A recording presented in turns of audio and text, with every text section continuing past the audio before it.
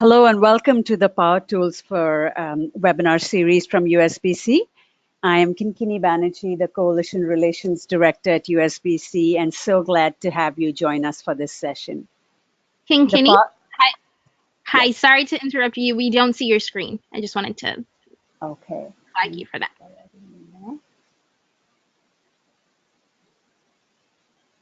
Do you see it now? Yes, we do. Thank you. Okay, great.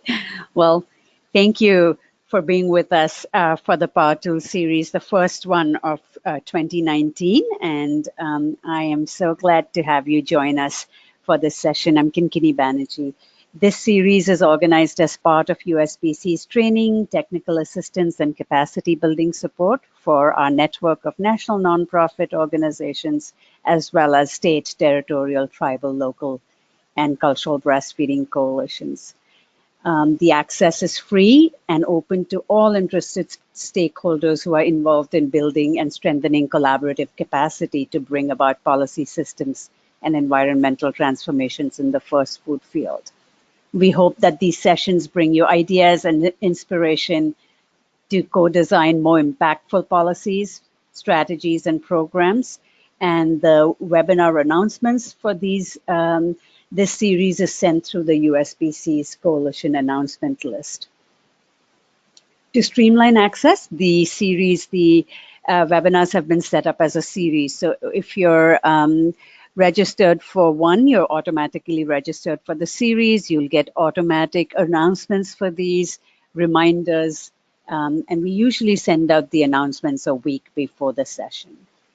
You can find the slides for today's session on the Power Tools page. So that is www.usbreastfeeding.org/power-tools. So you can also see that on our website. And we understand that not everybody who's registered for this series can attend it live because you are busy during the work days. So we record all of these sessions so that you can then go and check out the archives as well. So both the video recording as well as the slides for today's session are on the Power Tools page. You have the link for it in the reminder email that you have, or in the website here. You can go there. And this is how if you had to go to our website, go to our homepage at www.usbreastfeeding.org, and across the top, you'll see the different tabs. Click on the Coalition tab, which is the one right on the extreme right, and it'll show you all the different webinar series that we have. If you click on the Power Tools, it'll take you to this page. Because we have a very large number of attendees, during this session, the attendees are in listen-only mode, which means that you can hear us, but we don't hear you. We do want to keep this as interactive as possible, given the format, so please submit your comments and questions throughout the presentation. We'll have about 20 to 25 minutes for Q&A at the end of the presentation, but keep your comments coming, and I will be facilitating them with our presenter at the end. So here's how you do it. On the right of your screen, you should see a control panel. If you don't see it, it might be minimized. So click on that orange tab with the white arrow in, and the controls panel will pop back out. Just under the audio is a blue tab which says questions. If you click on the questions tab, a text box will open up for you, and you'll be able to write your comments or questions. Again, please send them as they come up for you during the session. And during this, the next hour and a half, if you experience any audio or other tech issues, please send an email to coalitions@usbreastfeeding.org or chat us your audio issues, and we'll be, a member of our staff should be able to help you. And that brings me to today's session, Being Heard, Key Communication Strategies for Maternal and Child Health Organizations. As the internet, social media, and other sources of information proliferate, MCH organizations with credible information can struggle to be heard. How many of us have so many sources of conflicting informations, right? So ensuring that scientifically credible, evidence-based information is at the core of the communication and is presented in a way that's impactful, effective, and digestible for lay audience ensures that our collective efforts are not lost. Delivering information to communities that need it most takes a different level of intention and takes targeted communication efforts. Today's presentation will cover key strategies for improving communication efforts and targeting messaging to affected communities. So we'll hear what some of the unique attributes of the landscape of the media and social media are. We'll hear strategies. We'll learn about strategies for building connections with the audience that we are seeking to communicate. We'll learn ways to have a deeper understanding of how to use language to make scientific information available to a broader lay audience. So this is a packed session that has broad appeal to anyone working in the field of maternal and child health. And I am so honored and delighted to introduce Kimberly Seals-Alice, who is here to kick off our series for 2019 and present today. As many of you know, Ms. Seals-Alice is an award-winning journalist. She's an author of 5 books. She's an international speaker, a strategist, and an advocate for maternal and child health. And Kimberly so powerfully leverages the power of framing an impactful narrative to shift mindsets, to help create new norms and improve health outcomes for communities of color. Kimberly is a leading commentator on birth, breastfeeding, and motherhood, and the intersection of race, policy, and culture. She's a former senior editor at Essence and has written for Fortune magazine, the New York Times, Washington Post, Slate, and a slew of other newspapers and magazines. She's appeared on a number of TV shows as well, CNN, Good Morning America. She is one of our powerful change makers and influencers, and she combines these 20 years of experience in business as a journalist, along with her on-the-ground community-based projects in several U.S. cities, which are deeply rooted in the lived experience of mothers across the socioeconomic spectrum. So she brings this spectrum of expertise and experiences in the strategic communication work that she does. So Kimberly currently serves as the editorial director of the Maternal and Child Health Communication Collective. This is a national consortium of over 80 organizations funded by the W.K. Kellogg Foundation, which is working to shift the narrative of maternal and child health issues. So if you are not signed on to be part of the MCH listserv, I hope you will. We'll send the information for that during the session. So in her role in this MCH collective, Kimberly provides communication capacity building, strategic advertisement, and other technical assistance to a variety of organizations that are working for policy systems changes in the MCH. And with that, I will turn it over to Kimberly. Welcome, Kimberly. I'm so glad to have you with us today. Okay, thank you so much. How are we doing with the screen? Everybody's good? Okay. Oh, wait, I'm showing my screen. Okay, here we go. Great. Thank you so much, Kenny, for that amazing introduction. I'm very grateful and excited to be here to talk about things that I'm really passionate about, and also to be of service to the field around how we can really talk, in a way that we can be heard about the important work that we're doing, the amazing research, and doing so in a quickly changing field. So I wanted to just dig in. Because Kenny has been so thorough. Okay, hold on. How do I? Francis, there we go. I don't have to tell you who I am. And we just want to thank the Kellogg Foundation, which funds the Maternal and Child Health Communication Collective. As Kenny mentioned, it is a national consortium over 80 maternal and child health related grantees. There is work that I do for the field, and so even if you are not a Kellogg grantee, there are several ways that you can participate and or receive some sort of consultation. So I would encourage everyone, I'll talk a little bit more about that at the end, but also just to say that just even if you're not a Kellogg grantee, you may have access to some services, and you can certainly participate in the coordinated efforts that we're taking on. So definitely please check in and learn more.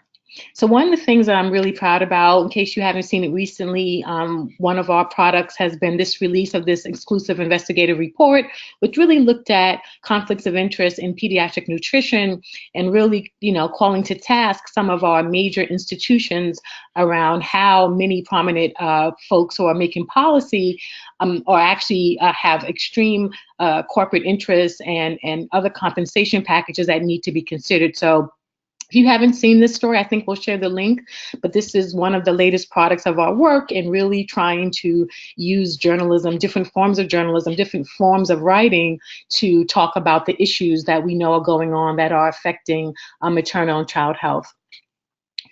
So our goal for today is really trying to figure out how we can be heard in a different way.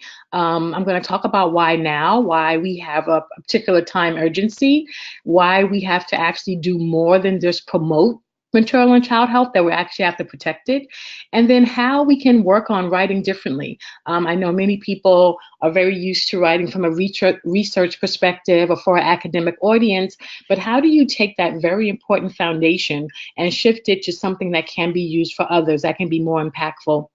And then what's the role of storytelling? And most importantly, what does Aristotle have to do with it? We'll talk a little bit about the structure and tone for op-eds, which I believe are a powerful tool that many of us can use for being heard. And then most importantly, how we can have equity in our communication efforts and in our storytelling work. So these are just some of the things we're going to cover today, and I'm excited to dig in. So one of the most important things we have to ask is why now? We know that the media has been changing. We are also in a new climate of deregulation and business first. This administration has made that very clear.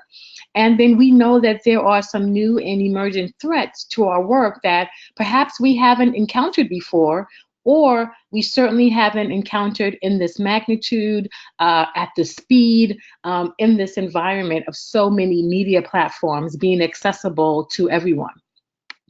So one of the things that we have to recognize is that women and families really are living in information overload. The internet, social media, Facebook, Twitter, blogs, Facebook groups, there's so many ways to get information. And so now we see that credible sources of information can often be crowded out or even undermined by less credible sources just because they may have a stronger social media presence, or they may know how to use more clever language. And so this is a challenge. I find it frustrating myself. So we have to really understand that people are getting information from all over the place. Along with that, for me, what I'm seeing on the ground is that, who is an authority is being questioned. There used to be a time when, people may think, okay, well, if a academic center said something, or if a physician said something, or if a scientific research said something, that was considered the authority. But this changing landscape has meant that many people view other sources as authorities, and that may be their own peers, that may be their Facebook friends. And so this idea of who is a credible and trusted resource has also changed as we have come into this new scope of so many other ways to get information. So this is a challenge. This is a challenge. The environment itself presents a challenge. And then we know there have been very specific things that have happened. Even the World Health Association Assembly last year, where there was a very obvious and concerted effort by the business community to infiltrate what was going on specific to breastfeeding, and resolutions that have been considered benign now had become controversial and inflammatory, and the cause for much conflict and controversy. And so this idea about, the role of business interfering is not just about conflicts of interest, but now we see in a very much more obvious and overt kind of way, which is also concerning. And when we talk about other threats, we can't ignore the rise of many organizations, including the Fed is Best Foundation, which has made it their goal to really bash exclusive breastfeeding, the Baby Friendly Initiative, and other things using a very inflammatory language, using fear-based tactics, using things that traditional researchers haven't used. And instead of being focused on facts, they have been really focused on stoking emotions. And we're going to talk about that a little bit more. But certainly the growth of this organization is an emerging threat to the work that really underpins the maternal and child health field. And then we also know that we have seen a proliferation of what seem to be particularly in these examples I'm showing here, anti-breastfeeding headlines in places that may be viewed as credible, right? These were in Forbes, and so we have very inflammatory headlines in places where people may feel like this has been a trusted resource. So beware of accidentally starving your breastfed newborn. Parents, put that stranger's breast milk down and pick up a bottle of formula. These are real headlines. I have not made them up. And what's even more concerning when you look at the contributor to this piece, the writer who has all of these headlines in common, it was revealed that she had direct links to Monsanto, and that Forbes had to remove several of her stories because she had not disclosed that she was being paid by many groups who represent biotech and other interests. She's written about MSGs and GMOs and things like that. So when we're talking about the conflicts of interest, we're not just talking about it on the research side, but increasingly media outlets aren't doing their jobs in this new environment. So this has allowed less than credible people to be writing at what we may perceive to be credible organizations, which adds to all of the confusion and the sad state of affairs in our communication efforts. And then lastly, I use this example because when we talk about the changing landscape, here we have a very inflammatory headline, a very dangerous headline, and it doesn't even have a byline. Just says as told to. So we can really see how this changing media environment has really changed what people are, what standards there are. And while we may be holding ourselves to a very high, rigorous standard, what's happening in the media world is changing. And so we really have to be aware of this, because these are the things that families are watching and reading. And this is a great threat. Misinformation and disinformation is a threat to the maternal and child health field. So we have to work hard. And this is why I have been actively talking about not just promoting maternal and child health, but also protecting. And I think we have seen our role as promoters and to think about how we promote healthy, whatever it is. But we also need to also be thinking about how we can protect it, especially at a time when we see this fast changing landscape, these new threats, and things that we may not have considered before. So really important.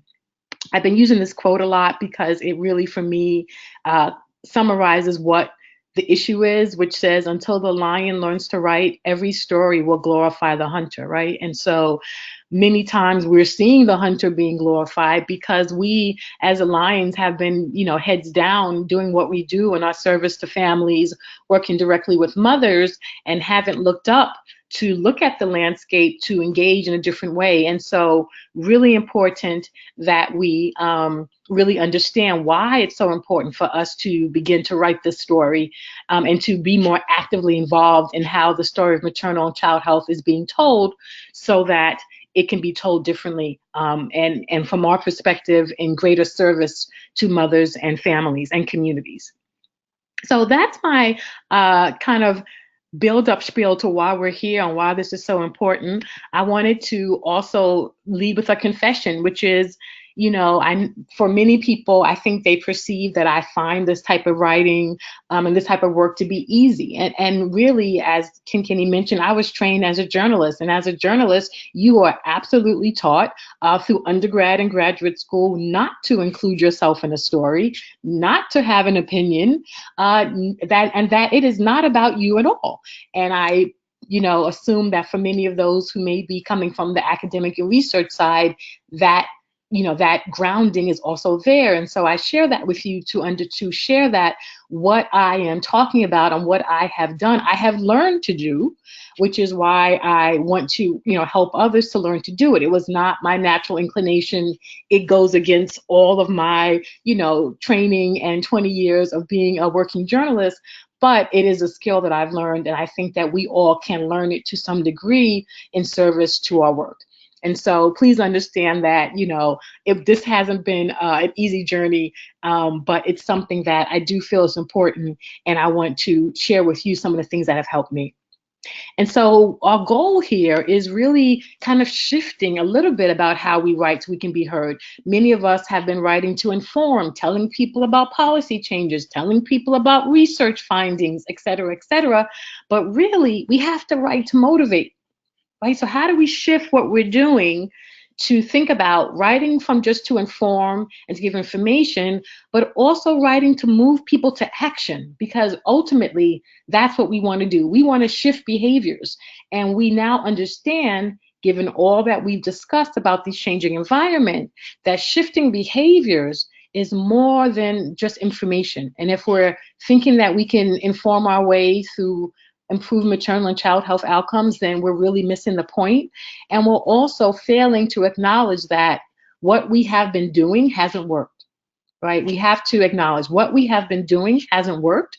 And now we're in a completely new environment with more things to deal with. And so we really can't rely on what we've been relying on in the past at this time.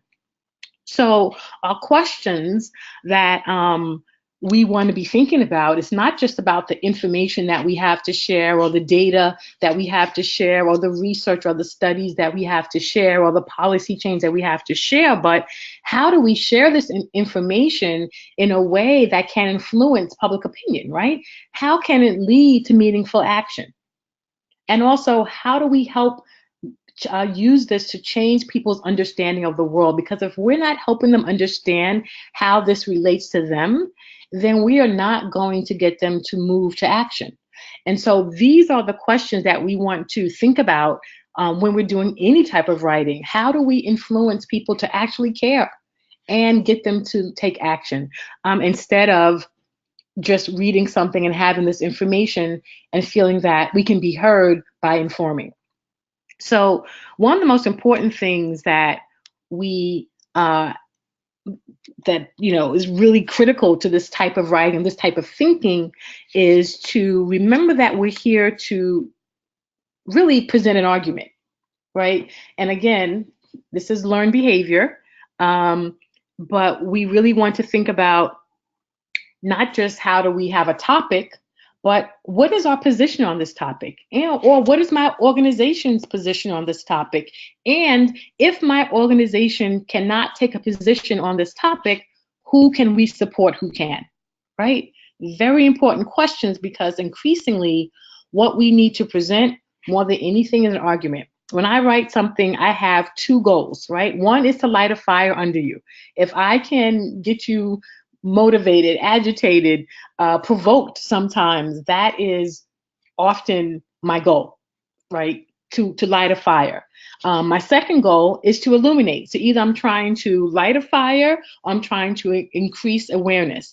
And you have to think about these two goals in our communication efforts, so that we're not just writing to inform, but we want to create an awareness. What is it about this topic that I can shed a light on that people have not thought about this before, right? What am I bringing new to this conversation? How can I talk about this issue in a way that it hasn't been talked about before? Now, if you want to light a fire or, spark a light, you're going to need some chemicals. You're going to need to throw some things together. You're going to need to have some ingredients that can create a chemical reaction.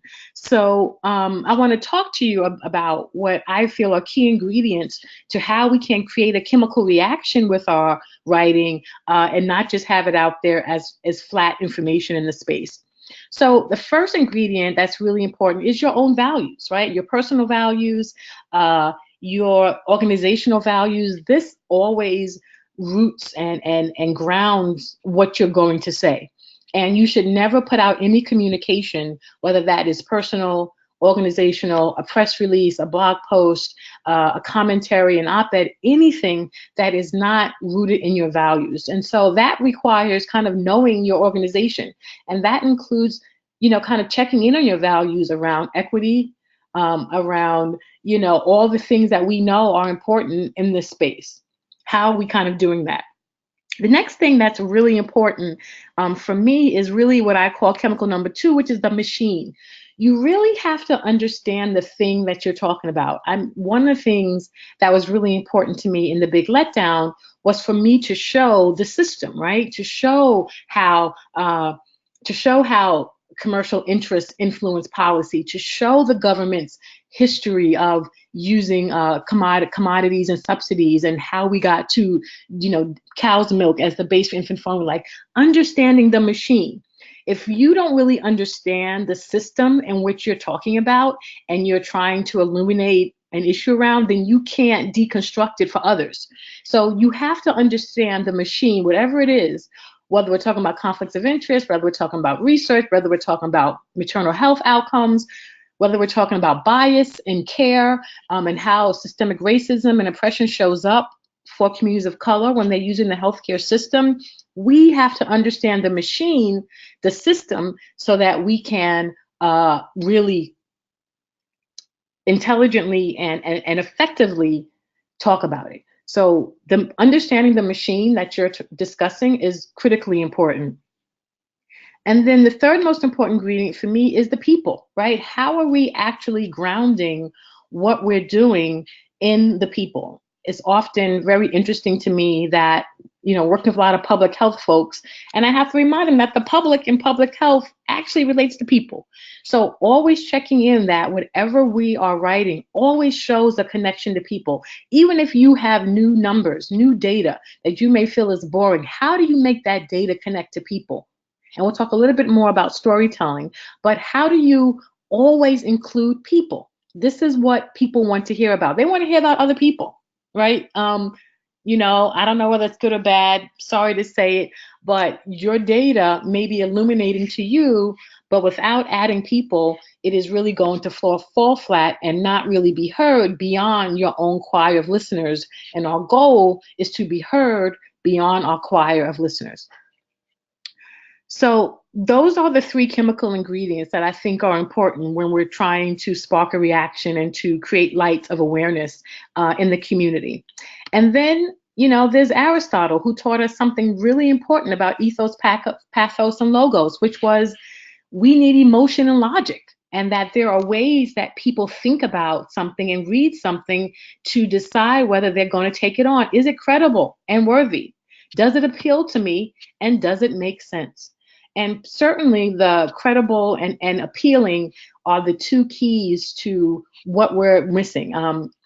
Credible as defined by research has never been an issue for many in the maternal and child health field, but credible as defined by who the community we're talking to may view as a trusted resource is where we might have to put in some more work.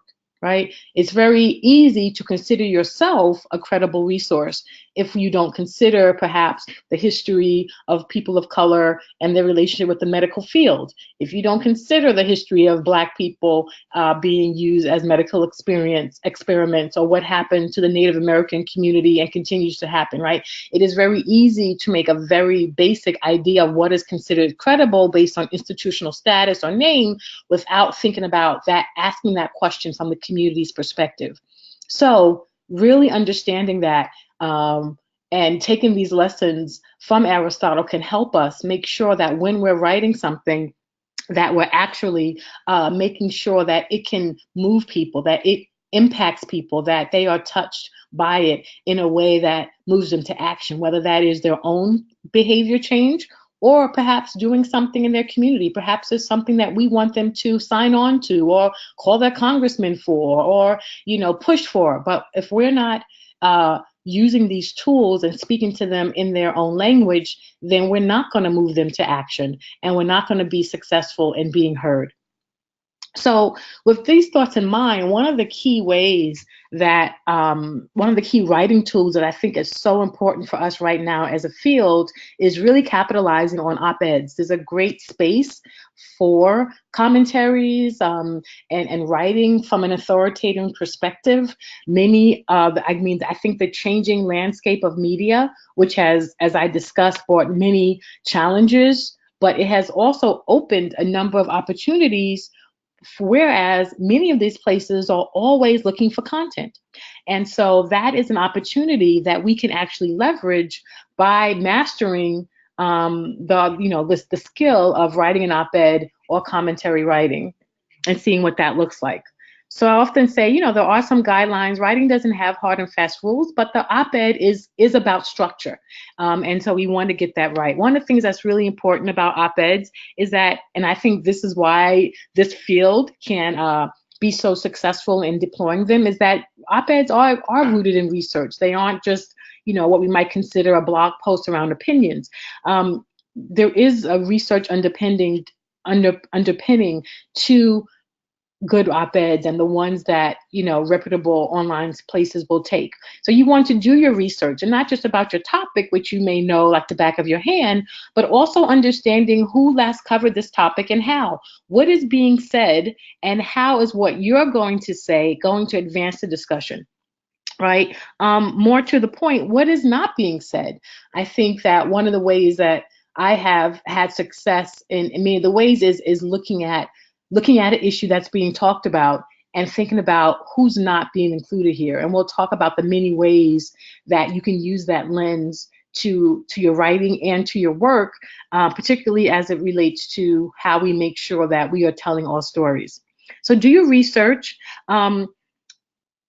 So that, it shows that you are aware of what's going on. And we have to come out of our own bubbles. And I don't mean do your research solely in an academic database, but also to do your research just in a regular Google or in a regular news database to see what's being talked about. Even see what's being said on social media, unfortunately, but fortunately, sometimes even what's being said on social media can be a peg or an entry point to a commentary. Right? And so these are all places that need to be included in our idea of what constitutes research. Get to the point. This may not be the strong suit for a lot of people in the academic world, but really getting to the point is really critical when you're thinking about writing op-eds. And for me, I always work with outlines. I'm a big fan of outlines for all my books. Everything I write, I've done an outline, because the key to them is really understanding the points. And that means you're going to only be able to make 1 or 2 points really well. I know you have a lot to say. I often have a lot to say. And believe it or not, I don't get to say all the things that I would like to say.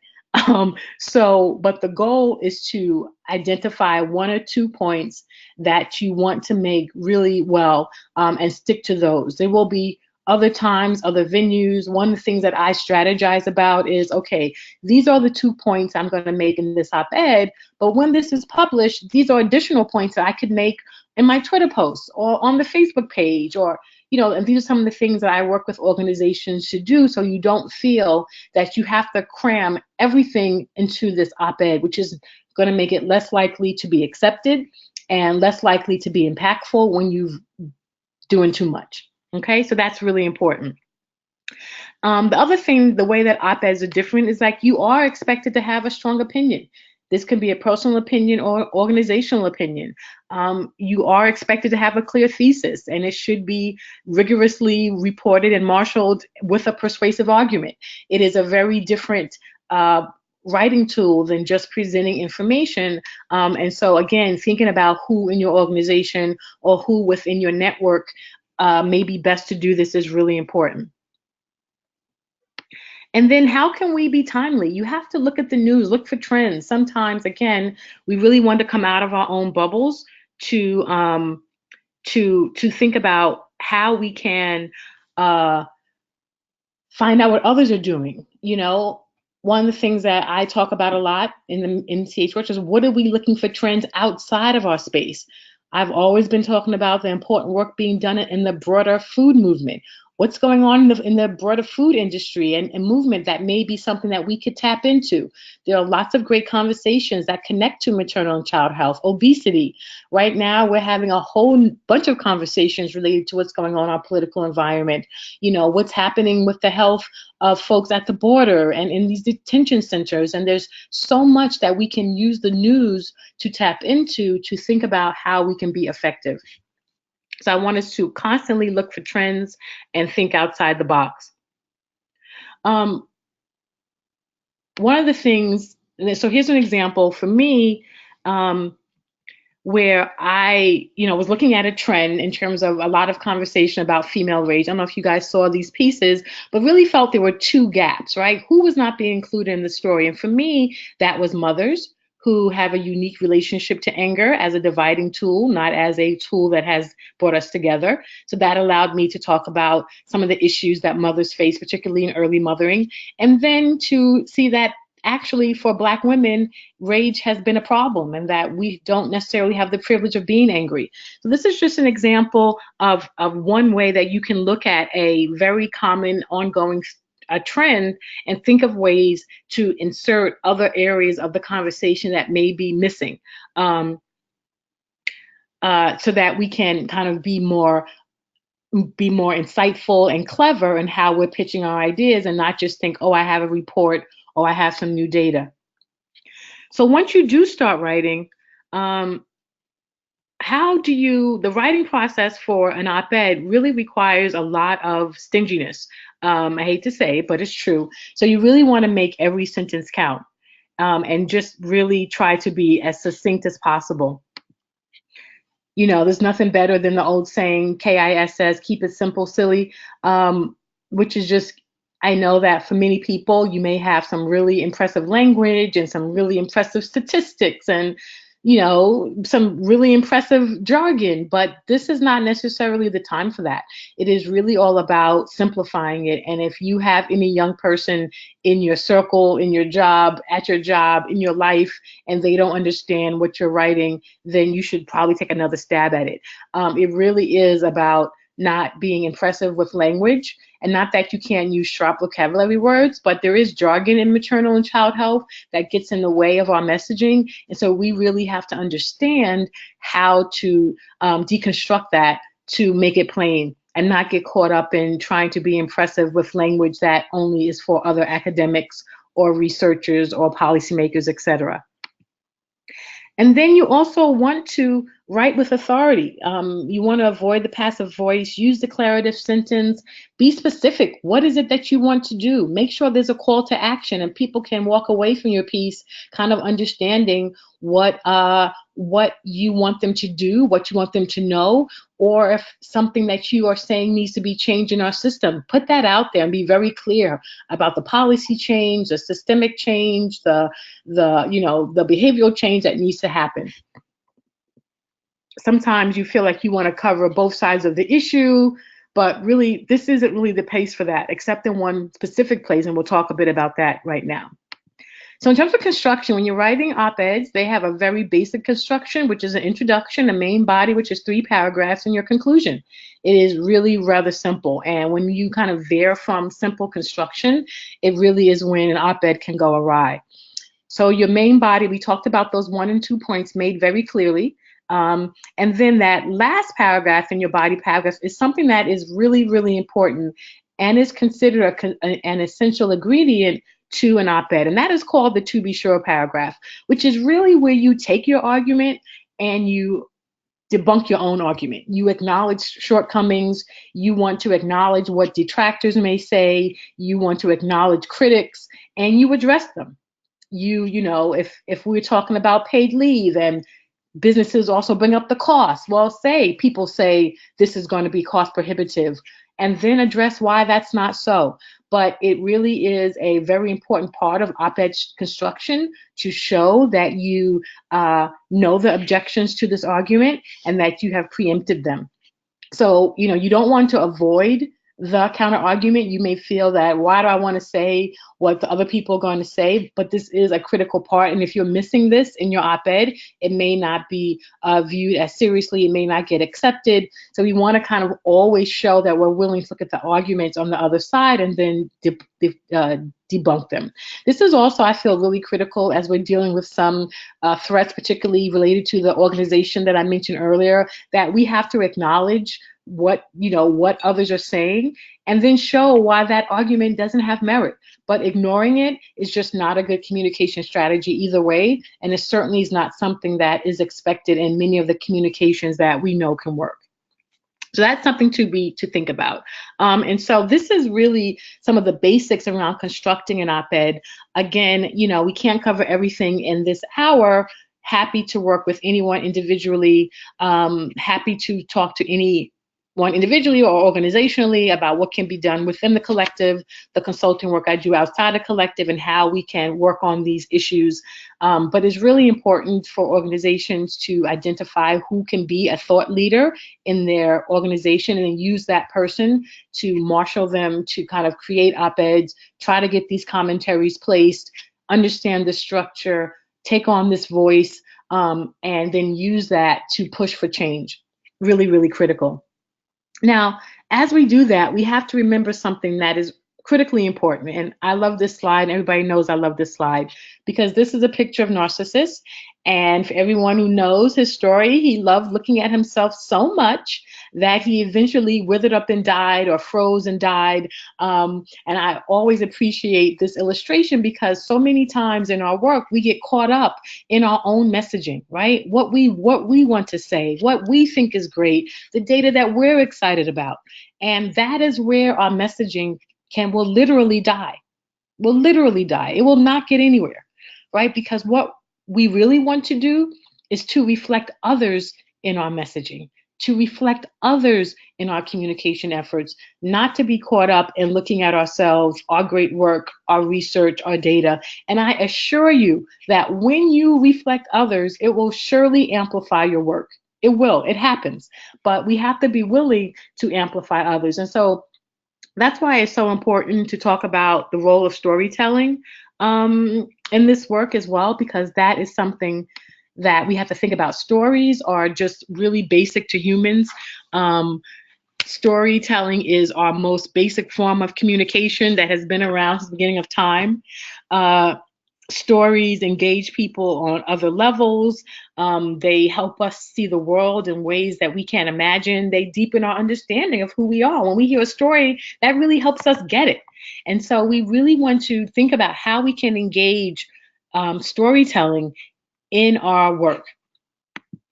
So, if you aren't convinced that storytelling is powerful, these are just some of my favorite storytelling quotes, because stories really help people see themselves. And again, our goal now is not just about talking about ourselves, our research, our work, our ideas, but it's also reflecting others in how we do that. And so this is why, for us to reflect others, we have to have the stories of others, right, in some sort of way, shape, or form.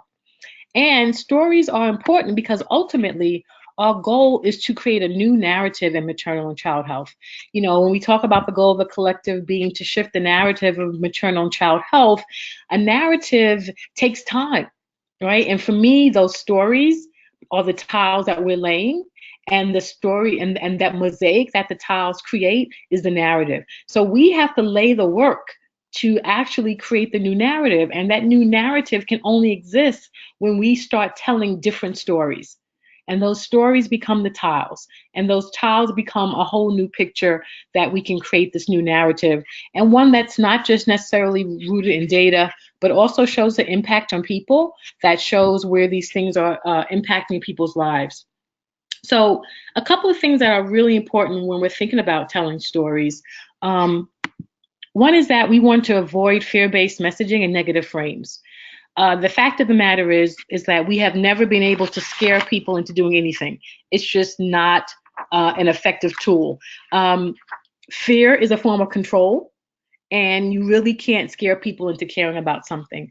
I know sometimes that we often have very alarming statistics that we feel are going to jar people, and it's always a balance between, you know, who are we jarring and who are these statistics about, and using a different way of telling of illuminating those statistics, right? So because what happens, and we're seeing this unfortunately right now, even as we're in the middle of a, you know, crippling Black maternal health crisis, is that people are afraid, right? And, you know, like I said, fear is a form of control. And I think that when we think about Black women now being afraid to have babies, that may be part of a control tool, and certainly chimes in with this country's history of whose reproductive organs have been controlled indirectly or directly. So the idea is not to make people feel there's nothing they can do, so that they just want to give up because we don't have anything that they can do. The idea is that we show them that there's something that they can do. And so we always want to use an asset-based narrative, right? An asset-based narrative is really, really important because it really helps to show, like, actually you have the foundation to respond to something. You have something that you can use. And so even in our community work, I'm really big on reminding people that if you ever have done a needs assessment, but you haven't done an asset assessment, then you haven't done your work. And so it is not about talking about and communicating only from a needs-based perspective, what communities need, what the field needs, but also what's already there. Let's talk about the assets in the community that can be leveraged to push for greater social change, for systemic change, right? How do we actually create an asset-based narrative that's not about fear, that's not about doom and gloom, and that we actually have another tool that we can use to communicate with people, because people are actually rejecting and not responding to a lot of fear and negativity. And I think we all feel like we've had enough of that. So, you know, we really want to think about that. And that really leads us to talking about equity. You know, whose story is not being told? Whenever we think about storytelling, particularly around birth and breastfeeding, we want to think about whose story is not being told. When we're thinking about infant nutrition and you know, what's happening in those 1,000 days period, like whose story is not being told? And then how do we build equity in our advocacy work so that we are thinking about collecting stories, but using stories that are being told properly. And that means on the other side that we're not just collecting all the negative story. We're not dealing in poverty porn or really highlighting, you know, dire circumstances and using people because we feel like their story is so sensational, but now we've leveraged them and we've basically exploited their pain for our gain. That's not what we're talking about here. So again, whose story is being told, whose story is not being told, and how we tell these stories matter. Also, when we think about equity, it is very important to me that we understand that disinformation is a form of oppression. For any of those who are in the academic circle or policymaking circle, we know that access to credible journals costs money. It is extremely expensive. And I know I spend a lot of time asking my academic friends to get articles from me because they're ridiculously expensive to access, right? So now we know that even our credible media, the New York Times subscription, is now cost money. The Washington Post costs money. And even though it may sound like $15 a week or $15 a month or whatever it is for one of us, that could be, that's a cost barrier. That's a cost barrier. And so now who's left to get their information on free sites, right? Places like the one that I showed you that don't even bother to put a name on a story that was very damaging around an initiative that is helping improve birth outcomes. So again, we have to think about how disinformation and misinformation particularly impacts lower income communities and communities of color and those who may have a cost barrier to credible media. This is a problem. And so when we think about how we're sharing our information, we have to make it accessible to all. And we can't just be excited about publishing academic journals and not thinking about how are we getting this information to people to whom it actually will change their lives. Really important. I take that very, very seriously. And that also means that when we're collecting stories, that we're doing so in an ethical and equitable way. right? This is not an extractive process. If you haven't seen the webinar that I did on ethical practices in breastfeeding support, I would strongly encourage you to go to KimberlySalesHours.com and have a look at it and watch it. It's really important that we understand that we have to take an ethical approach to how we research in communities of color and how we gather from communities of color that goes beyond what we may have been taught around IRBs and these other measures of what is considered ethical versus what we're talking about when we want it to be ethical and equitable, which is a whole different ball of wax. So I would definitely consider that to be part of your work that you're doing as you think about your values, that first chemical component. Make sure that these questions are part of that conversation. If you don't have the capacity or you haven't done the equity work to actually collect stories in the community, please don't. Please don't. So that needs to be the foundation of that work before you can even begin to ask for stories. There may be other ways that you can engage in communication strategies, but story collection from communities that you have not had a relationship with or may have had a bad relationship with in the past is not going to work. So I want to be very, very clear about how we go about this. Please reach out to me directly to talk about that some more if you have some questions. And so when we're thinking about how we collect stories, what types of stories are we collecting, right? This is really important. I'm always talking about separating the act from the experience. And we know this is really important. It's very easy to collect the story of somebody who, for example, breastfed 6 months or 12 months. We love to collect that story.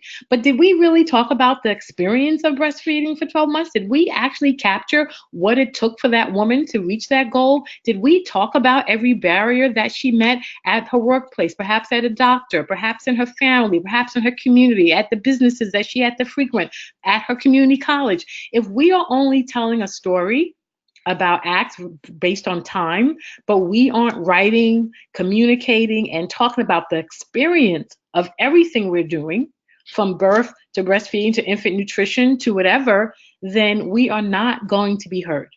We are not going to be heard. We have to capture the experience because in those stories is the experience, and this is how we get others engaged. And you use that experience to bring people into a conversation. Yes, you're going to put your data in there to illuminate the point. Yes, you're going to talk about the research that has been done. But without highlighting the experience, you're not connecting with people, and people aren't going to be connecting with you. So we want to think about making sure that we are talking not just about the thing that we're doing or the data that we have, but the experience. Even if you have research on something, how does what you're talking about, what does the experience look like for that person being effective, for that issue that you're talking about? Make sure that is very much a part of what you're writing about, a part of what you're communicating about. I've been saying this, that we are in a gut war, not a fact war. I think that we thought that we were in a fact war, and if we just presented one more piece of data about birth, about what breast milk can do for you, how it's going to make your baby's eyes light up. We just need one more statistic and more moms will do it. We are in a gut war. We are not in a fact war. And if we don't lead with the gut, we're not going to even have an opportunity to share the facts unless we end up sharing facts in a way that's actually perpetuating systems that we don't want to perpetuate. So again, thinking about how we tell these things from a different theme.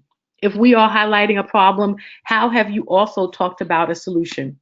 One of the things I'm particularly proud of for Black Breastfeeding Week and the work that we do there, hope you all will be participating this year, is that we always communicate from a lens of resiliency, empowerment, and inspiration. There is never any doom and gloom in our breastfeeding and Black Breastfeeding Week, even though we understand that statistically there is data that is not, great. It's not fun.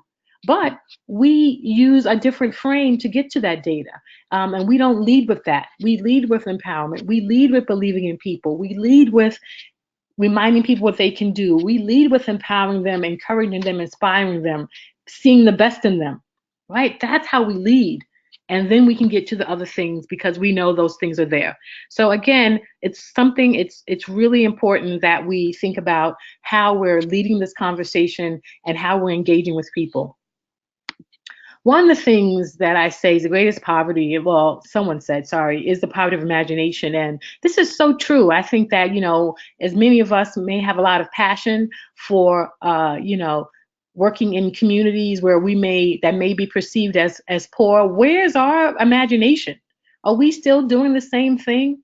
Are we poor in our imagination in terms of how we're willing to engage, how we're willing to change, how we're willing to realize that, okay, we've been doing this and it's not working. Let's reimagine something else. Let's create something new, right? Or are we really in our own state of poverty? Our own state of poverty in our minds and in our ways of doing. So this is really important that we think about this issue, really come up with imaginative ways. I really want to, offer myself as a resource to help you the way that I can. And then when we're thinking about how we're listening, how we're using our imagination is not just in what we're doing, but it's also how we're listening. How do we listen for stories in a new way? You may hear a story about someone who may have one story as a maybe it's nutrition story, and this mom had gestational diabetes, or we're talking about something with infant nutrition, or we're talking about breastfeeding, but this person has other identities. So how does she also have a story as a working person? What is the story that we can tell around what's going on with employers? What is her story as perhaps a grandmother, perhaps a sister? What other stories exist within her own network? This is really, really important.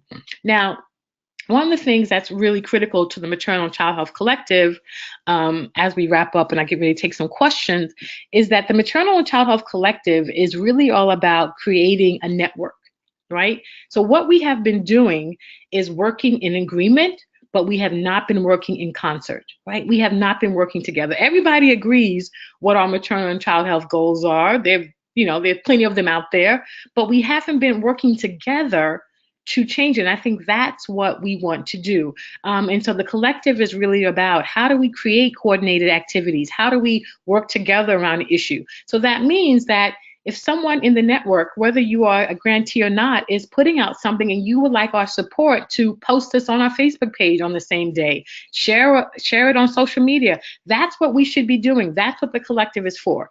So again, this is how we can use our imagination to support and amplify each other's work. And I want to continue to talk with all of you around this work. I want to continue to work with you even on increasing your own narrative capacity for your organization. For those who may feel that, they have a writer burning inside of them, I've been really working with some important folks. I want to share some resources first.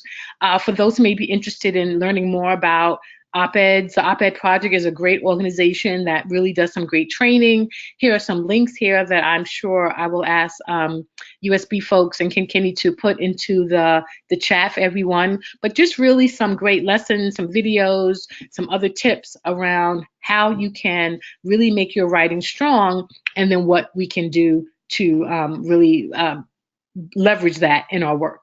Okay, and then one of the things that I'm working on that we're about to launch next month is really an online course for Writing for Good. I think there is a very powerful community of folks who want to write for change, and that we can use our voices to create social change, to create policy change, to keep talking about the gaps in our system. And I'm really building a community where we have a space to learn, for me to share tips and strategies, but also for us to grow and see how our roles, whether we're in policy or in advocacy or in health, can actually amplify our writing, inform the writing, and help others. So, and even if you don't want to be the one writing, but you have some ideas, then we want to do that too. So if you're interested, I would love to please, registration is going to open soon for this 6-week online course around Writing for Good and creating this new learning community for us to really amplify our voices for social change, which I think is so important. In other developments, if you haven't heard about Birth Without Bias, I've been working on an important app project. The app is called Earth, IRTH, and Earth is like the word birth, but we drop the B for bias, right? That's our tagline.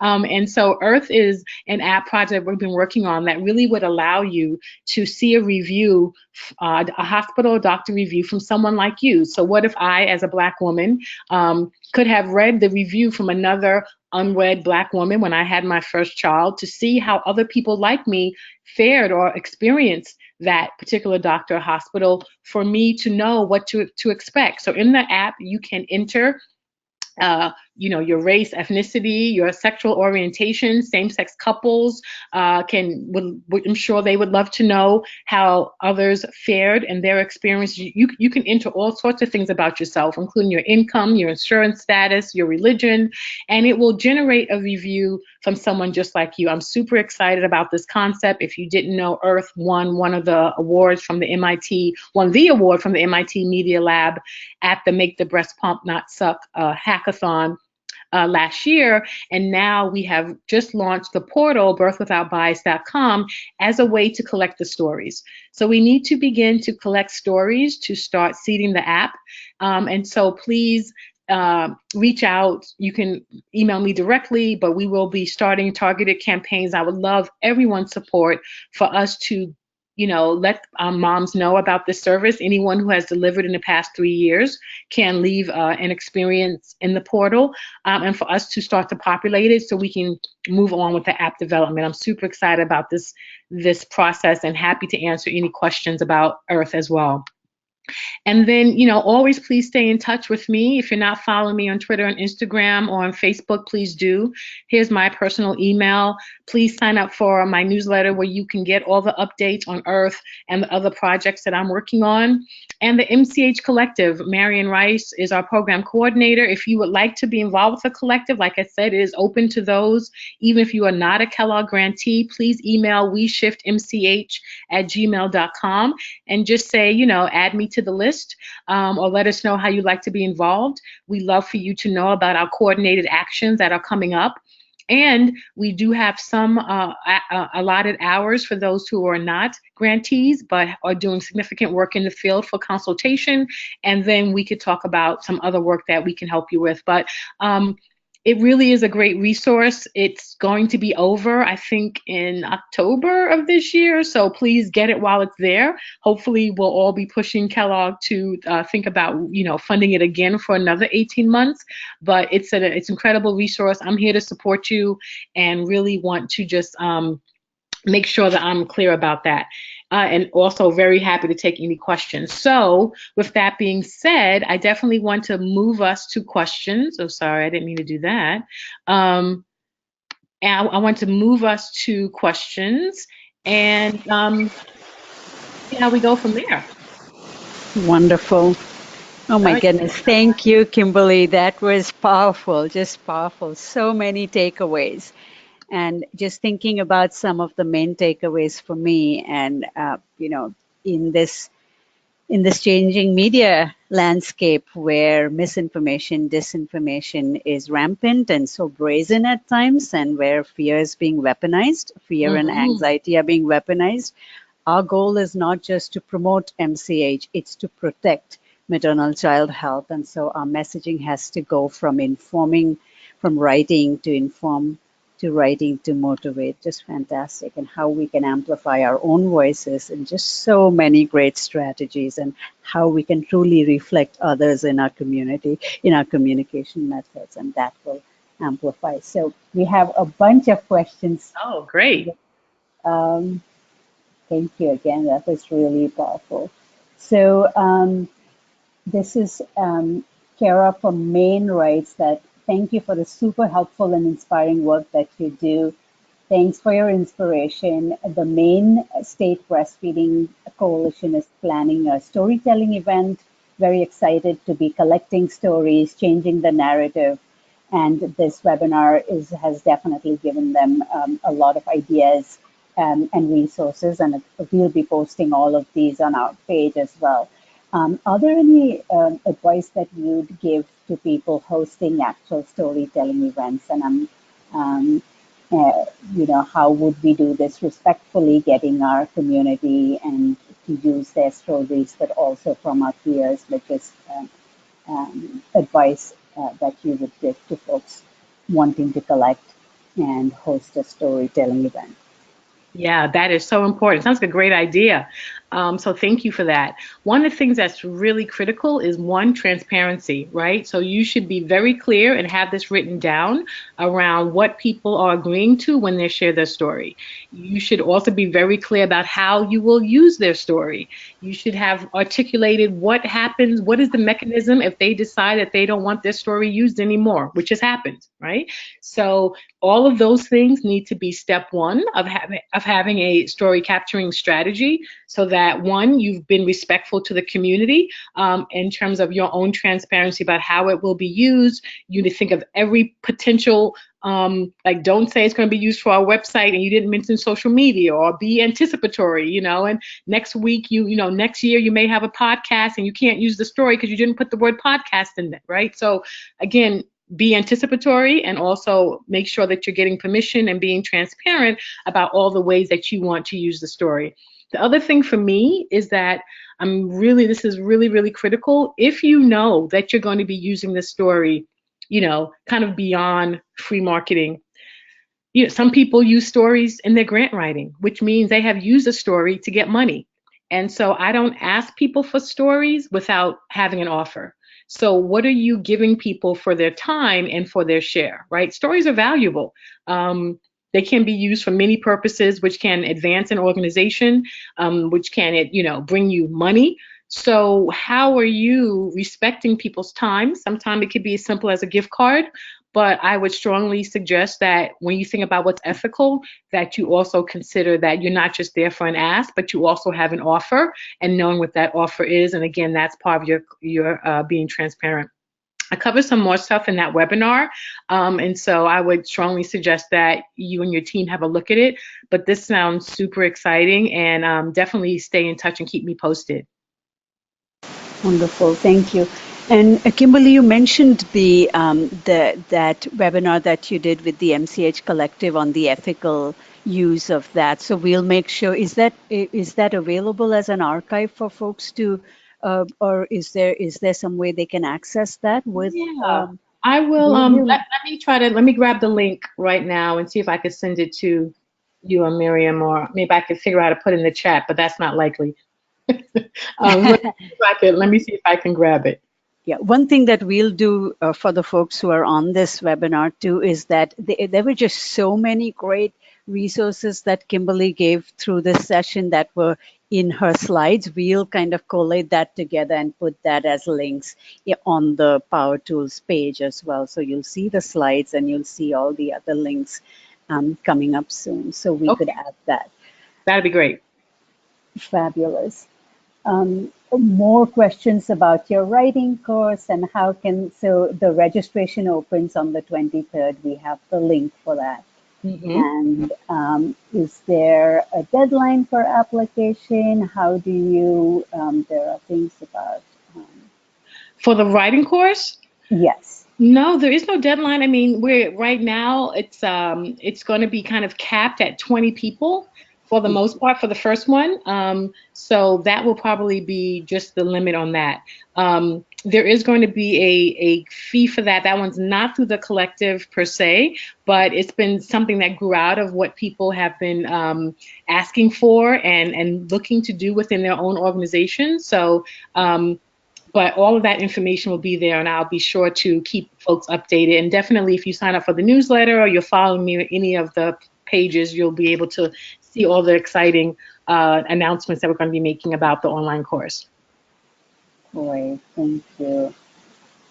And then a bunch of questions that talk about, like, these are super helpful strategies that folks are going to be putting into use right away. A few questions on how are we going to mitigate the vast amount of poor information that is being given to families, and sometimes through healthcare providers as well. So as much as we do, what are some ways that we could also be actively mitigating the best. I'm sorry. I mean, really, the best way is, be ahead of the conversation, right? And so I think that we have to move ourselves from reactive mode into proactive mode. And so instead of responding to things, we have to be constantly feeding out accurate information on a regular basis, kind of try to lead the conversation. So make sure, particularly as you're seeing areas that there is a lot of misinformation, and say it. Hey, you may have seen this article, but actually you should check this out. Sometimes you have to name it to draw people away so that they can know what to do. The other thing is, one thing we're learning about this administration is the power of repeating something over and over again. And so sometimes it is just about saying something over and over again so that people get the message. So we really just have to be consistent. If you are not using a automation tool like a Hootsuite or something to automate your social media posting, I would strongly consider that. And it allows you to actually be deliberate in how often you repeat certain messaging or how often you place certain topics and articles. And you can literally plan that out. So you can say, okay, we're going to be saying this literally 3 times a week or more, if you feel it's that compelling. But it is really hard, and we just have to, really work together. And that's the other thing I want to say about us working in concert, right? We have to work together. So if you are working on something, we just had that great report release from the Center for Work-Life Law. I get that wrong.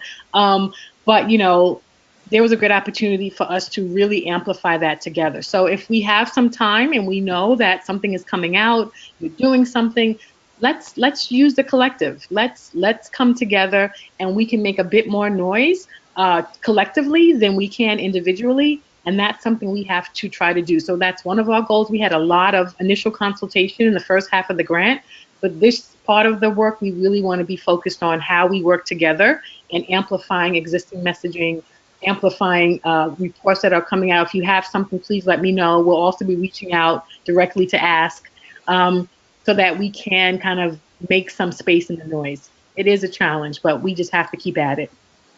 Right. Thank you, Kimberly.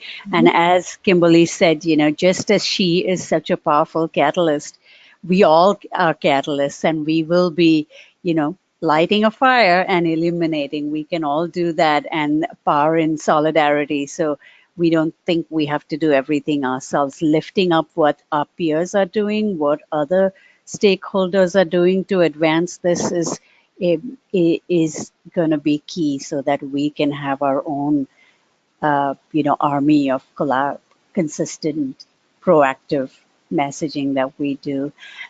Questions about community engagement, Kimberly, folks wanting to know, more about the work that you do about really honoring communities, and how do you,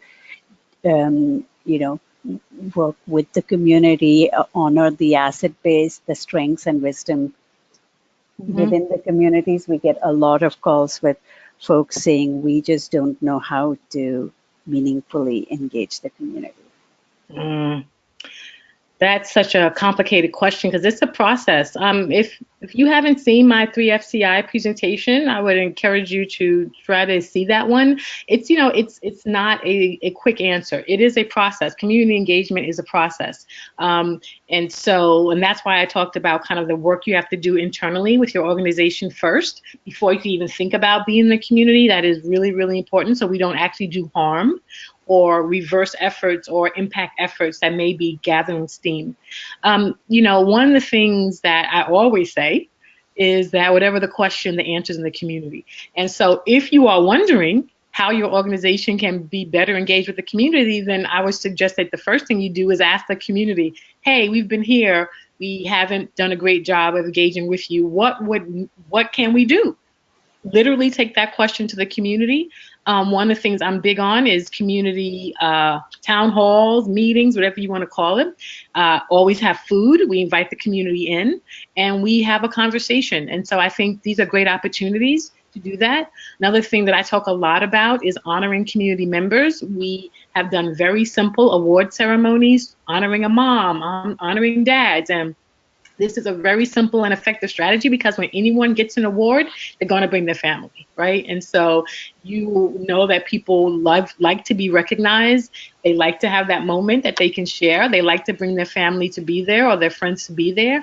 And so think about how you can create an opportunity of honoring the community, giving back to the community, and within that, you may get something from it, but the goal is to actually honor in the community, right? You're gonna have to extend before you're asking. That's, you have to do that. So again, thinking about ways that you can show up and honor the community, and that's really important. And then showing up, which was my next point, was where do you go? What are the community events that you actually attend, just to attend, not just if you want something, right? So how are you creating a relationship?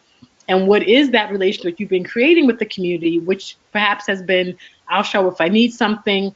I see you as people I call in when I need you or when I want you. But that has to be cleaned up. That's going to have to be cleaned up for you to be truly effective, and for you to actually be acting, for me, in integrity and also with an equitable lens. Thank you. Really, all the questions we have, the answers are within our community. If we would listen and we would learn from them. So thank you for that. Nancy writes, our social media circles can be echo chambers. How can we begin to spread our messages beyond our own circle? Can you give us a couple of strategies of, moving out? Yes. So one of the things that I've been doing with some of the organizations that are taking active consultations is really helping them create a targeted list of others, right? So, really doing that mapping, that brainstorming about who is outside of this conversation. And you literally want to tag them. You literally want to tag them on Twitter. You literally want to tag them on Facebook or whatever. You want to try to get them engaged. Sometimes you need to do a little bit of phone call work, and, again, I think the food people, and we have a number of food grantees within the Kellogg Collective that I think, are phenomenal partners for amplifying the work that we are not using, that we are not leveraging, that we are not partnering with, because we ourselves are in our echo chambers, and we haven't, as an organization, extended our reach to others to say, hey, our work is actually very similar. We know that you can't have healthy babies if you don't have a job. So we're the economic development people that you're following, that you're sharing your work with, that you're engaging in meetings, that you're asking to be in part of the community, right? All of this we know is critical to maternal and child health outcomes. So we have to actively do that. So if you're going to be posting something, how do you use that? If you're doing a report, you should actively think about who else could be included in the report, even for the sake of giving them a stake or an interest in your work. This is how we get heard by others, by including them in the work that we are doing, not just when we want them to amplify ours, but bringing their voices in. So, some of that work needs to be done kind of organizationally and internally to begin to have these, bigger conversations and bring in others. But there are also some real strategic things you can do around identifying handles, organizations that you follow. Ask them to follow you back. Then you tag them. Then you may make sure that you're retweeting things that have nothing to do with you, but may just be of interest to that other group, that other organization, right? You have to actively show that you're moving outside of your own echo chamber to bring others into yours, right? So again, these are the things that you can strategically do within your social media presence. Hope that was helpful. Happy to talk about more. And we're trying to do a webinar specifically on social media and bring in some experts to help us. So please stay tuned for that. We definitely know that there are a lot more strategy and tools that we could be using, and I want to bring that expertise to the field. Terrific. Just so many comments on how useful, how phenomenal this session has been. We have one question from Nicole, who says that, about format and modalities, that if you have a very heart-wrenching, profound story, like what might be some ways to, do you use an op-ed? Do you use, what might be some ways to speak a single powerful story? Mm-hmm. We really have to think in multiple platforms. Right now, videos are really, really important. Right now, Facebook's algorithms support videos, Instagram as well. So if you have a really powerful story and a person who's willing to tell it on video, you really want to think about using other platforms, right? How do you have that person have a 2-minute version of the story, which you can then link to a fuller version of the story that may be a written blog post or a commentary, but we definitely want to be thinking in different platforms. And so I would strongly encourage anyone who can to make use of videos. It doesn't even have to be professional now. In fact, now it seems like the more it is just from your phone, the more raw and organic that it feels and it looks, the better. So we don't even have this barrier around you need professional lighting and you need to bring in a crew. Just something basic on their phone. We have some basic video editing tools that you can just put on your organization's name and your Twitter handle or your website and post it, because that's what we're really seeing is having impact. That's what all the social media platforms are really supporting right now. So really thinking about these using video content, having smaller bites. You may have a 2-minute version, and then you may have a 30-second version that may be more suitable. The different platforms have different time limits for video, so you want to look at that. So again, but I would definitely say videos. Now we're, slideshows. How do we now, create something that's not just the person, but maybe include some of their pictures? All of these things to kind of use other media platforms can be really, really compelling to go with a written piece. Or if you have in trouble, that may generate interest in a written piece. So those two can really work together to either amplify or perhaps get interest so that you now have something to pitch for a bigger written piece. Terrific. Thank you so much, Kimberly. And I know that this session has galvanized me and all of us to be inspired to do the work that we need to do, just in just so many ways that you've masterfully woven the ways in which the landscape, current media landscape, is working along with the culture, the mores of the day, and the charge that we have. So thank you again so much, Kimberly, and we will make sure that I hope you all will join the MCH Collective listserv. USBC will be sure to share any of the updates coming from their learning opportunities, webinars, and things on our many platforms so that you are all aware of the different options, learning and collaboration options that Kimberly will be doing for the field. So again, thank you so much, Kimberly. And before we end, thank you, Kimberly. Thank you. And we are going to move on to a few quick minutes in the last few minutes we have on USBC updates, and I'm going to invite my team members, Sarah Walls, who is our Senior Communications and Program Coordinator, to give us a little bit of info about the Welcome Congress event, and then Camille Abbey, our Events and Public Relations Manager, will update us on the National Breastfeeding Coalition's conference. So I'm going to invite Sarah first. Thank you, Kinkini, and thank you again, Kimberly, for just a truly incredible webinar and such an amazing way to kick off 2019. So part of USBC's advocacy efforts this year will include a virtual Welcome Congress Week, which is the first time we're doing sort of a week-long virtual event that we hope that you'll all participate in. So February 18th through 22nd, which is the week around President's Day, we will be hosting and coordinating and galvanizing for 1 week of dedicated congressional advocacy in support of breastfeeding families. So we will be sharing, we hope that you'll be communicating and advocating to your congressional members, either online or in person, and we will be hosting action tools for you and templates and having a bunch of fun social media things to do using our hashtag Breastfeeding Friendly Congress. And what we're hoping to accomplish by this is just to, first of all, welcome legislators into this new congressional session. As I'm sure you've all seen, there are a ton of exciting new congressional representatives that I think are ripe for being incredible breastfeeding champions. So this is a great moment to introduce yourself to your members of Congress or reintroduce yourself to them and let them know about the breastfeeding families that are their constituents that need their support. So we will be building awareness of policymakers' role in supporting breastfeeding in their district or in their state, and communicate priorities for the coming session. Something that we did over the past couple of months at USBC is run a Welcome Congress survey where we asked the field to vote on different priorities related to the first food field. So something we'll do in a couple weeks, pretty soon, is unveil sort of what the top 5 priorities were as determined by the field, and we really appreciate all the feedback we received on that. So the most important thing that you can take away from this is how you can join us.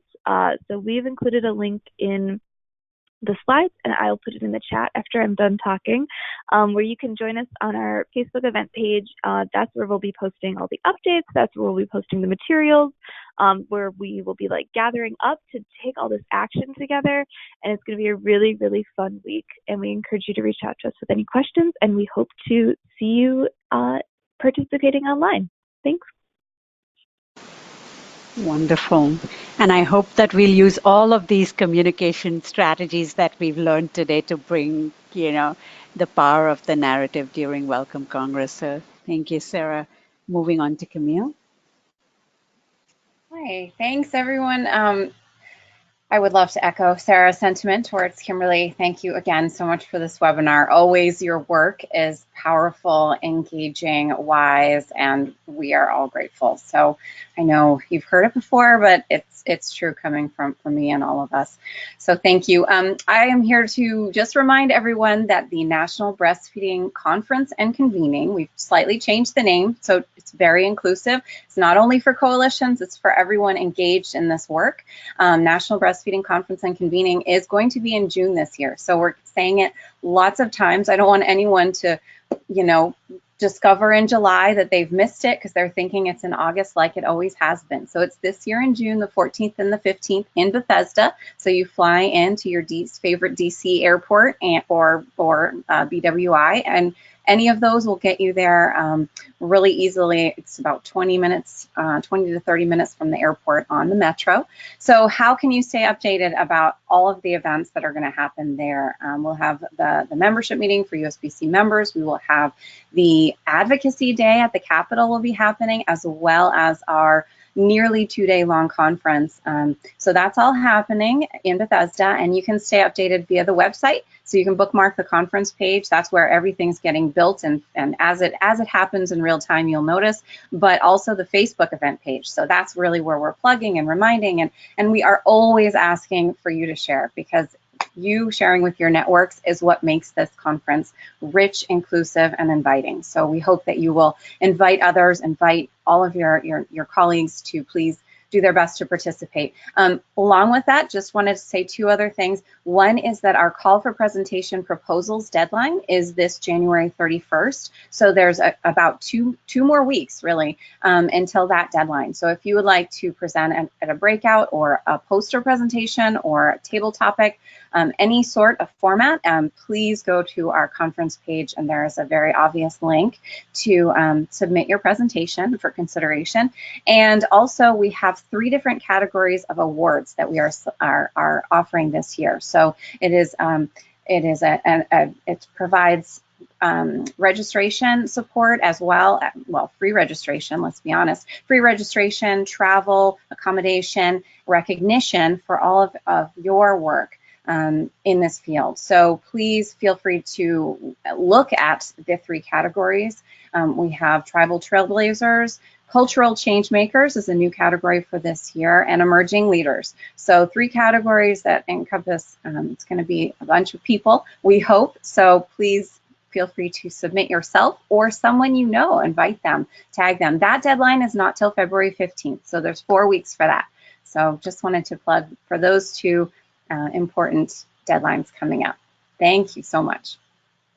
Great, thank you, Camille. And again, thank you to Kimberly for this terrific session. We'll be posting the recording. So for those of your peers and colleagues who might not have been able to join the live session, please do share the recording and link with them so that more folks in the first food field will will be able to avail of today's session, and we can all be working together to make a change in 2019. So let's keep the conversation going on the learning communities as well. So if you have resources for communication strategies, do please share. And until next time, thank you, everybody.